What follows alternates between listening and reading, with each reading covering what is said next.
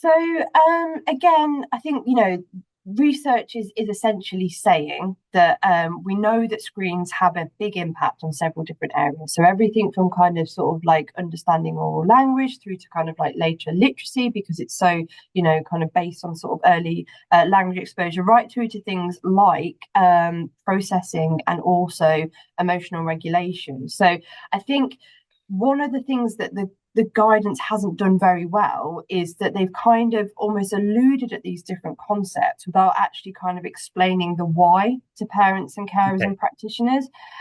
So one of the things, for example, they've said is, if you have a child under 2, they shouldn't be watching a screen on their own.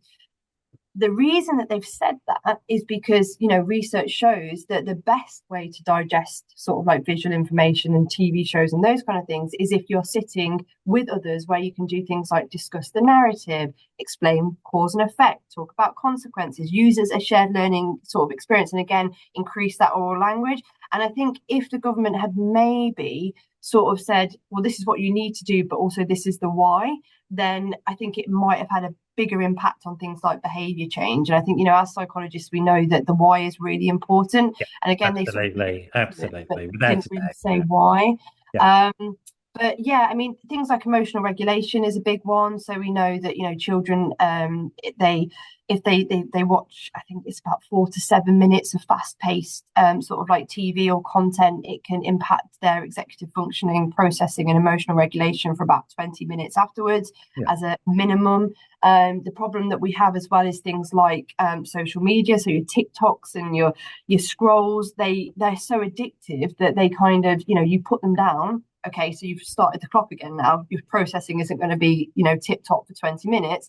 But what do we do before that 20 minutes is up? We've probably picked it back up again. So can we come back to this word addictive? I think it's really important. I think from a internal neurological perspective, I think what you're saying is dopamine.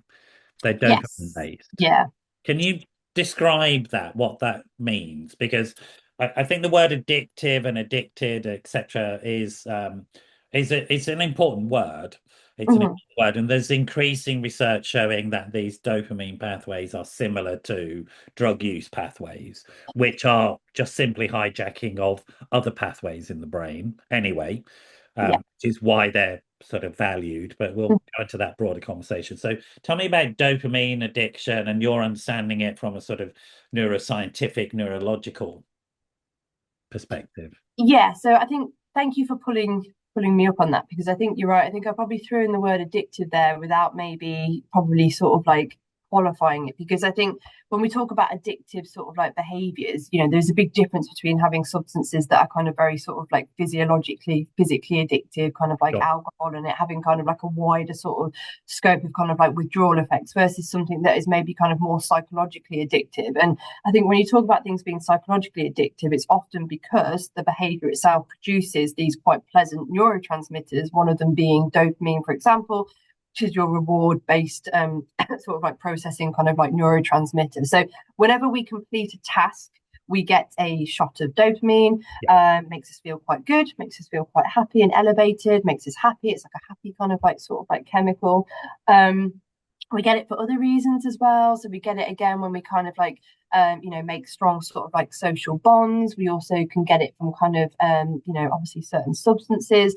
I'm sure that I read that cheese can give you a spike in dopamine, I I've think. heard that, and I've always wondered Yeah, why I have I a don't know. personal addiction to cheese. It I've got, might I've got explain a why. block of it ready to be eaten later. Yeah, I don't know how. I mean, there's probably some nutritionists that like, yeah, might be able to sort of clarify that better in the comments or whatever. But yeah. But Mm, dopamine is central in a lot of things. So lack of dopamine yes. is in certain neurological disorders. So, for example, L-DOPA is a form of dopamine that was created. If people want to know about it, go and watch the film Awakenings. It's brilliant. It'll tell you a lot about dopamine and what it does. And lack of Mm, dopamine is a problem. Um, yes. but also artificially generating dopamine. What's your thoughts on that? Because dopamine is such a crucial thing in terms of motivation.